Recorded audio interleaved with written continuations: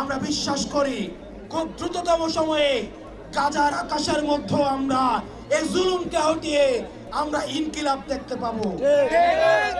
প্রিয় দেশবাসী, আমাদের এই লড়াই অব্যাহত রয়েছে, আমাদের এই লড়াই চলবে এবং আওয়ামী লীগকে যারা পুনর্বাসন করতে চাইবে, যেই রাজনৈতিক দলেরই হোক না কেন, তাকে আমরা প্রতিহত করব।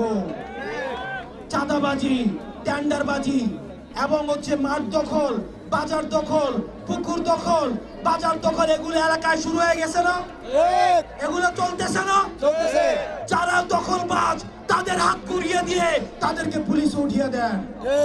দেবিদ্বারের মাটিতে, কুমিল্লার মাটিতে, চান্দিনার মাটিতে, চট্টগ্রামের মাটিতে, হোমনার মাটিতে কোন ধরনের চাঁদাবাজের কোন ধরনের ঠাঁই হবে না।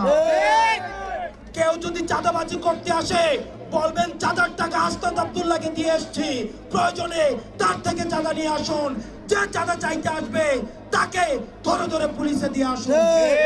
কোন ধরনের চাঁদাবাজি, কোন ধরনের টেন্ডারবাজি এই কুমিল্লার কোন জায়গায় চলবে না। আপনারা ভালো থাকবেন, সুস্থ থাকবেন। যে কোনো সংকটে, ক্রাইসিসে আমাদেরকে সামনে পাবেন।